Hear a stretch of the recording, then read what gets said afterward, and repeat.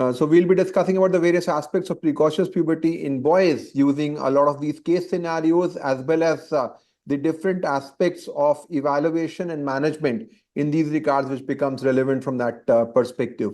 So precocious puberty, as we were discussing, is something which is rarer in children as compared to the adult population, as compared to the female, in compared to the boys will have lesser chances of having precocious puberty. But once they have precocious puberty, there is a greater risk of developing a pathological cause in that regards. And that's something which is important to understand from that perspective. So we have this 5-year-old boy who presented with early puberty, and we can see clearly pubertal development was there. And there was a level of LH and FSH which were not elevated. So usually we expect this to be a central precocious puberty where you have a high level of LH and FSH.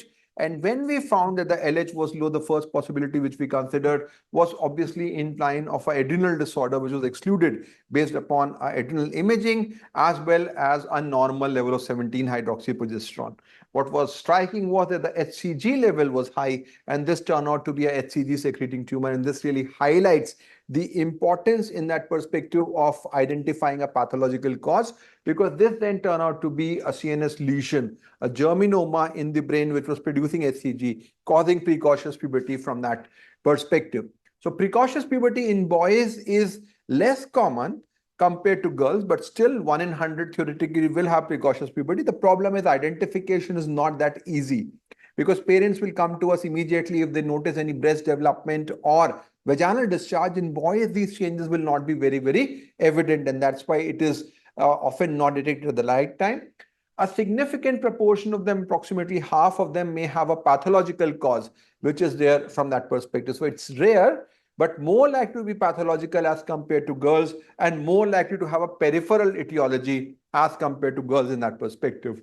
All of you can go to have a look at our website, learning.growthsociety.in, which has got a lot of informative resources, as well as courses which are there in terms of pediatric endocrinology, including our fellowship course and the pediatric endocrinology for postgraduate course. We do have frequent activities in the form of journal clubs, in the form of discussion PG lecture series from that perspective.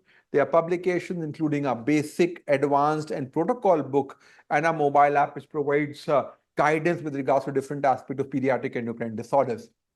So in this lecture series, we will be covering the pathophysiology, the etiology, and the assessment and management of precocious puberty in boys. And at the end, we will have very interesting Q&A session in which we'll try to cover whatever we have discussed. Management, the treatment is based upon the condition, of course. We can use a GnRH analog. So we all know that GnRH is going to stimulate LH and FSH. And if you have a very long-acting very long-acting GnRH analog, that's going to desensitize the GnRH, and therefore the LH-FSH will go down from that perspective. For CAH, you can use hydrocortisone. For androgen receptor, you can block it using anti-androgen, as was discussed by Alapan. You can use aromatase inhibitors to really have more time in terms of bone growth. This is more towards testotoxicosis in terms of treatment. For HCG-producing tumor, you can do surgery or radiotherapy. Now, GnRH analog, basically, as we said, they stimulate LH and FSH. If you give a very, very high dose, you will have a decrease in terms of GnRH pulses. The LH FSH will go down and they will improve. You will have slower progression. There are various GnRH analogs available. They have been modified predominantly to allow a longer duration of action. Most of us use leuprolide. We start off with 3.75 monthly or 11.25 3-monthly. There's generally no need for giving a double dose here. In most cases, you will get control with that. If, however, the control is not good, you can then switch over to a higher dose from that perspective in that regards. Triptorelin is another good agent, and historyline is available basically as a once-yearly preparation in the US, but most of us use leuprolide, which is easily available. Now, GnRH analog preparation, as we discussed, leuprolide is the most common. Typical is 3.75 to 7.54 weekly or 11.25, 12 weekly. Triptorelin, short and long preparations. Goserelin is another agent which is available in that scenario. Now, when you start on GnRH analog, you have to carefully monitor the child clinically for features of suppressed puberty, look at growth, and look at bone age effect. Now, as discussed, for girls, there will be no effect on pubarchy because already your pubarchy is there. It is not going to stop. And second, the adrenals are going to work continuously in that regard. Now, very importantly, with treatment, if you start treatment early, you expect a better response. Subsequent to that, the response is less. There's always going to be a flare in the initial phase, but if you do not give the dose at the right time, the suppression is lost and then again the flare may happen. So that is why giving it on the fixed day is very important to avoid this repeated flare, high and low effect. So the maximum gap should be a couple of days or maybe up to a week, but not beyond that in that perspective. You should basically look for and aim for a normal growth velocity, stable testicular volume. Pubic hair is not important. Bone age should be stable. On the other hand, if there is too much growth, if the bones are accelerating rapidly, your treatment is inadequate.